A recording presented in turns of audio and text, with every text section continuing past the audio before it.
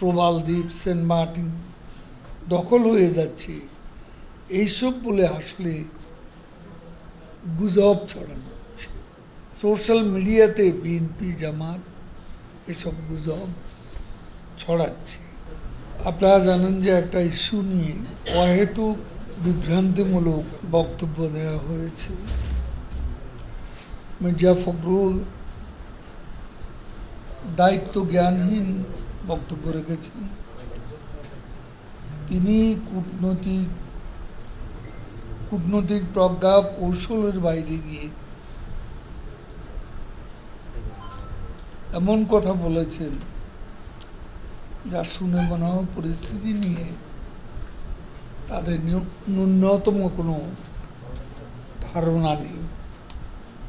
খোঁজখবর আমরা রাখছি, প্রবাল দ্বীপ, সেন্ট মার্টিন দখল হয়ে যাচ্ছে, এইসব বলে আসলে গুজব ছড়ানো হচ্ছে। সোশ্যাল মিডিয়াতে বিএনপি জামাত এসব গুজব ছড়াচ্ছে। বিএনপি যখন ক্ষমতায় ছিল তখন রোহিঙ্গাদের প্রথম বাংলাদেশি পাসপোর্ট দিয়েছিল। রোহিঙ্গাদের জঙ্গি কাজে তারাই ব্যবহার করেছে। বাংলাদেশ মিয়ানমার সীমান্তে কঠোর নজরদারি অব্যাহত রেখেছে। সেনাবাহিনী সহ আমাদের দায়িত্বপ্রাপ্তরা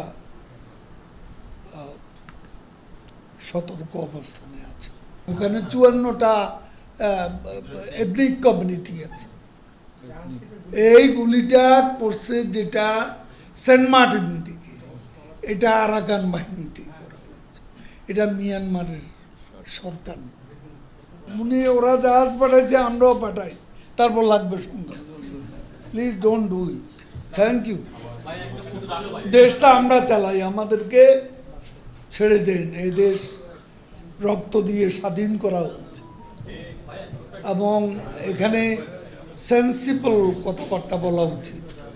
এখন যুদ্ধ জাহাজ তারা পাঠাইছে, আমরাও পাঠাই, তার মানে এটা সংঘাতের উস্কানি দিচ্ছে। নো।